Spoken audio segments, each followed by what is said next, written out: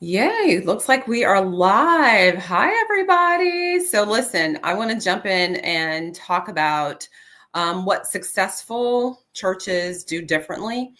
So, every church wants to thrive in 2025. You know, we have that inclination at the top of the year to have something that rhymes. I have a word for the year that generally I commit to each year, and I write down some big goals. So I love this as a concept. And I know that truly thriving churches understand that growth and impact require more than good intentions and a fancy tagline, right? They require strategic actions and a plan. And so I just want to talk with you a little bit about that. And some of the conversations that I've been having with church leaders that just made me want to share this with you in particular today. So, hope everybody's doing great. I'm going to jump right in. So, I want to talk about the fact that I love that I get to support churches. I just got off of an amazing call, and this church leader referenced the fact, I mean, honestly, some things that I didn't even remember from years ago when I first helped him set up his organization. And he said that, you know, he really sees me as a part of the family. And I get that feedback so often from church leaders, and it just humbles me so much. But I also honor them because it takes some effort and some commitment to step up and say, listen, I want to do great things, and I'm willing to put my money where my mouth is, so to speak. I'm willing to invest the time and the resources into making sure that I can get from point A to point B in the most efficient way possible and ensure that I'm doing everything in the way that honors God first and also is operating in compliance. So I just want to say that um, churches that are looking to operate successfully, that really want to thrive, they hire professionals and they don't outsource every job to a volunteer. I had a call recently with someone, and this happens all the time, where the church, rather than engaging a professional, just taps someone in the congregation who this happens often where maybe that person has some legal knowledge or maybe works in a certain office. Hey there, come on in. Maybe is an attorney who works in family law or works in criminal law, right? So they may be a member of the bar, but they don't know church law. And this was a matter that involved hundreds of thousands of dollars and, frankly, personal information to the church, proprietary information to the church. So you don't want to, as the saying goes, be penny wise and pound foolish. You don't want to tap someone in the congregation, and then who is not a person who's necessarily maybe committed to ensuring that everything stays hush, right? That's the nature of what lawyers do. Like, there are things that I know that I'll take to my grave. I mean, that's the nature of being confidential, right? That confidentiality is a part of what I do. It's part and parcel with the job.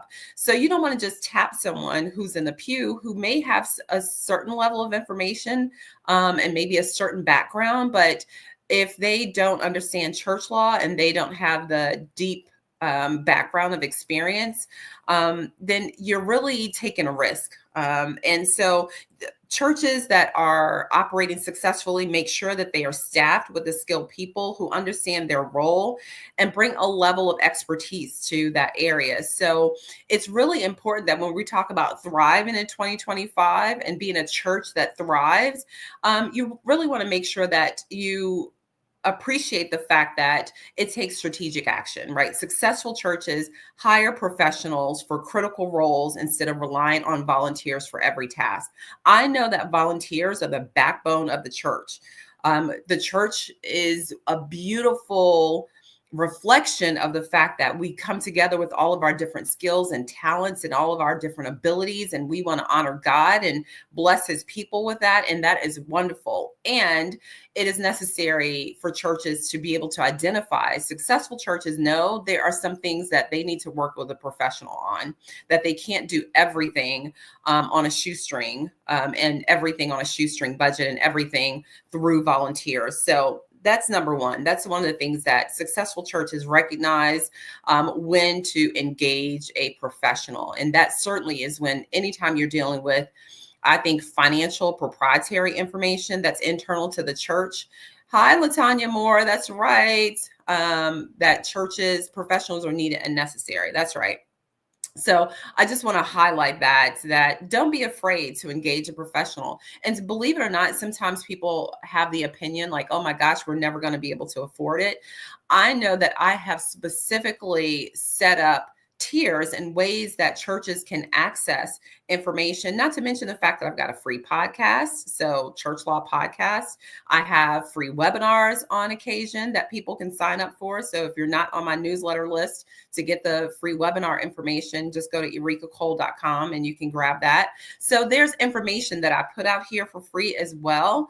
So you can get information. Second thing. So number one is they hire professionals and don't outsource every job to a volunteer. The second thing is they have counsel on their team, or a person that is has a seat at the table from day one, not just when a crisis arises, right? So you want to have a legal counsel that you know, and that knows you, that understands how your organization works, that knows how your church works, that understands your leadership, your structure, your commitment, even to some degree, like what your beliefs are and how some legal matters and protections might need to be in place for that, just depending upon how you operate. So you don't want to ideally be in the circumstance where you're in the midst of a crisis and now you're trying to Google to find something. No, you want to have a relationship, ideally, with an attorney who knows you, knows your needs, knows how you operate, and can help you in a time of crisis because they have that backdrop,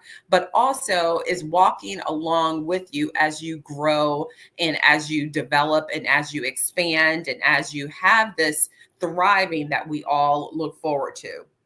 So that's the second thing. The third thing that successful churches do is that they are proactive in putting policies in place and procedures to ensure that their church runs like a well-oiled machine. So I was talking with someone actually, and they were saying that they were concerned that they don't have these procedures written down. I was asking them about certain operations, and they said, we don't have it written down. We don't have any written procedures, and we appreciate your help with that. Well, I'm happy to do that. And this is really one of the things that makes churches that are thriving, that are operating successfully, they're proactive. They're not waiting for a crisis to happen, but they make sure that they have policies and procedures in place to operate well. That's not just to mitigate harm, which is huge, but it's also so that people who work there, so that people who serve there know what to do, so that things don't operate just on personality, but they operate because there is a procedure. Too often in churches, what happens is you have a certain person, right, a personality who does something, and then that person, maybe they're no longer there or for whatever reason, and then the ball just completely drops. But when you have a procedure, when you have a process, a policy, everybody knows they can go back to that playbook. So we want to make sure that churches have a playbook, have those operations that they can always use, and that it really makes sure that the church operates like that well-oiled machine from day to day. Right. And the fourth thing that successful churches do is that they have the heart to operate in compliance.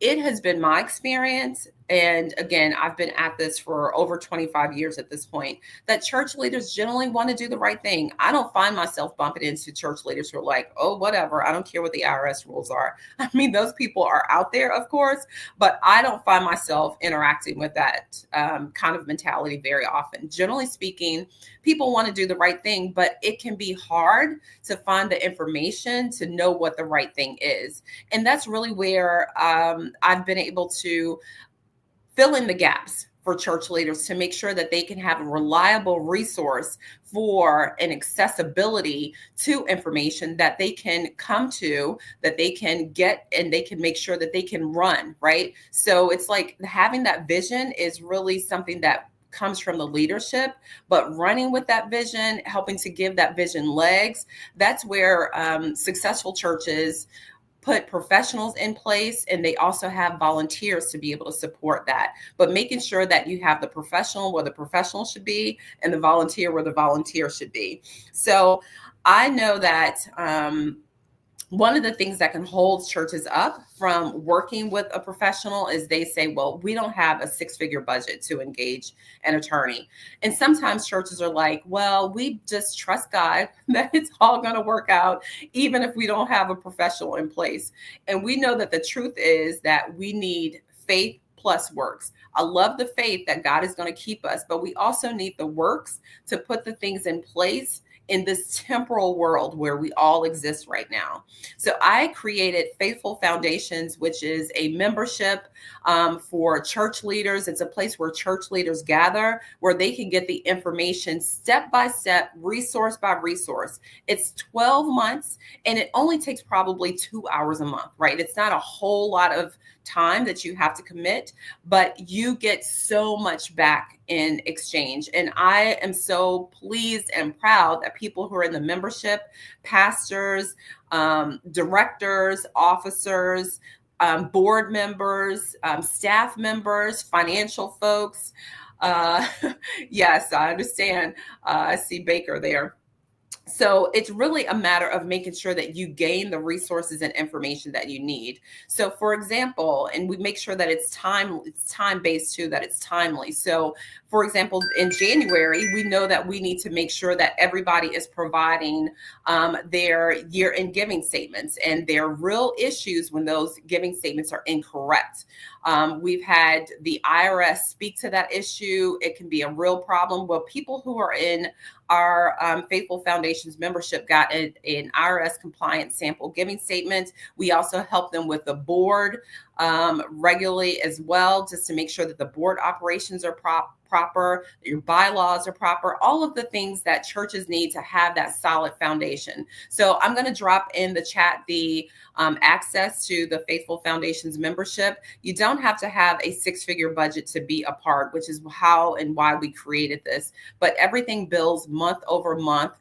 With resource over resource. And the people who are there say they are so grateful that they have tapped into this.